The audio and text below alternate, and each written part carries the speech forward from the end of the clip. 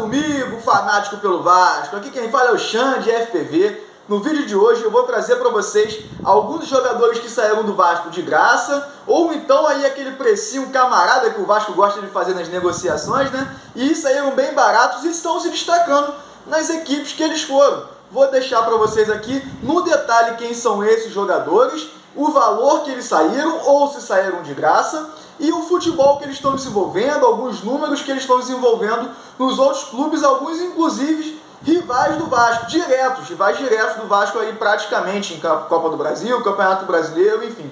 Vou deixar tudo aqui para vocês no detalhe, aqui com o Xande FPV no canal Fanático pelo Vasco, vocês não perdem nada. Mas antes, eu não posso deixar de pedir para vocês para se inscreverem no canal, ativar o sino de notificação, porque assim vocês vão receber nossas notícias do Vasco todo dia, vocês vão ficar muito bem informados.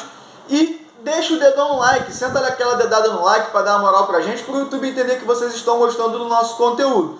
Você que já é inscrito no nosso canal, que já está com o sininho ativado, muito obrigado por vocês estarem aqui todo dia junto com a gente, junto com o nosso Vascão, sempre representando. Mas vamos para o conteúdo, porque é isso que interessa. Depois da vinheta a gente solta para vocês as informações. Solta a vinheta!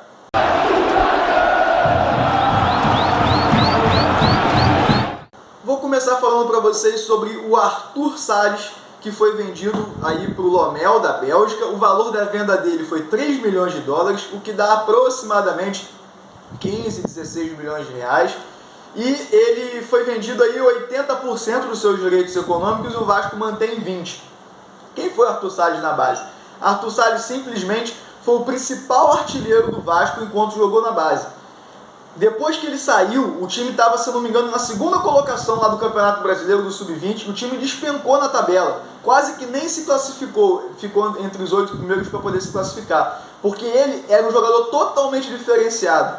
Quando jogou no profissional, foram 3 partidas que ele fez pelo profissional, uma delas ele deu uma assistência de calcanhar para gol.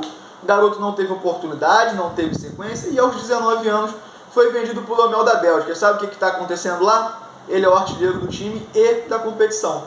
Só isso. Vale lembrar que o campeonato belga não é um dos campeonatos mais importantes do mundo, mas é um jogador que saiu com um valor muito pequeno e é uma promessa gigantesca aí do futebol, talvez até do futebol mundial. O Lommel, lembrando que é um time do Grupo City, é um daqueles times que o Grupo City usa para abastecer o Manchester City. E então a chance é bem grande desse jogador ter uma projeção de futuro muito boa. Espero que uma próxima venda dele seja de um valor bem alto, para que nesses 20% o Vasco lucre algum valor significativo, porque a venda dele com esses 80% foi fraquíssima, na minha opinião, um valor muito baixo para o que é o jogador, para a forma que ele era promissor dentro das categorias de base do Gigante da Colina. O segundo jogador que eu deixo para vocês aqui é o garoto Andrei. Nem tão garoto assim, né? Já está aí com seus 23, 24 anos. O Andrei foi para o Curitiba de graça. O Vasco não renovou o contrato dele, não vendeu ele. Ele também não mostrou interesse em ficar, já que alguns torcedores do Vasco ameaçaram a família dele. Não dá para chamar de torcedor, por isso as aspas.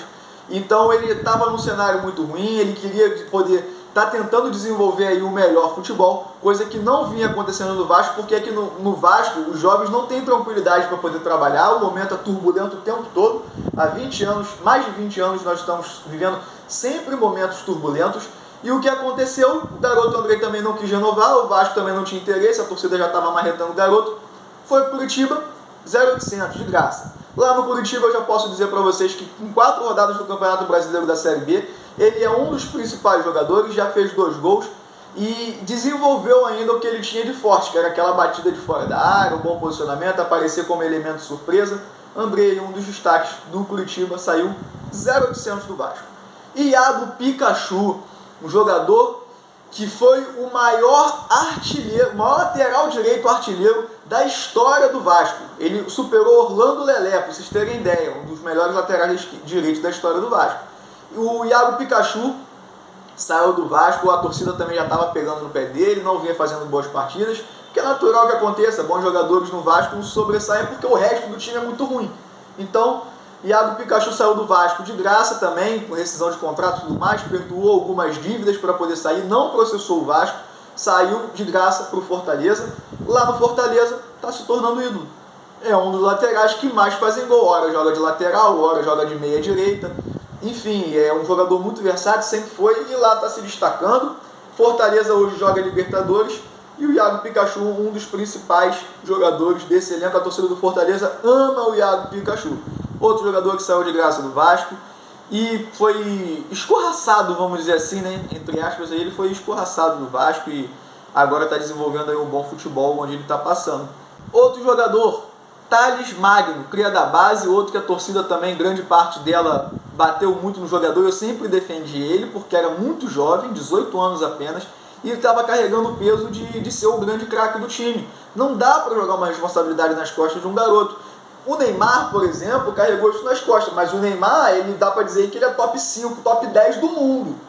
O Thales Magno talvez não se torne, mas se torne um grande jogador, é o que está caminhando para acontecer. O valor da venda do Thales Magno para o New York City, outro clube do Grupo City, foi de 12 milhões de reais, somando as metas que ele pode vir a bater.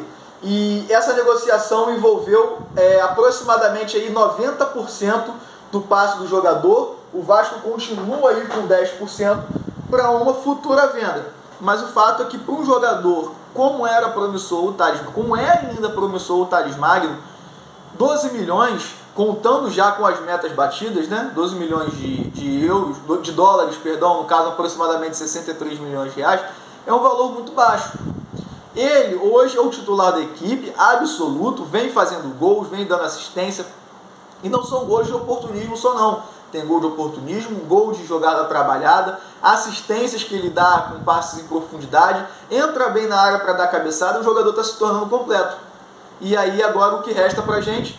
Torcer para que ele tenha uma futura venda boa aí, e aí o Vasco, com esses 10%, ganha mais um dinheirinho em cima da venda do atleta. E o Vasco, inclusive, que está para receber parte aí do dinheiro das metas que ele já alcançou jogando com a camisa do clube lá da Major League Soccer.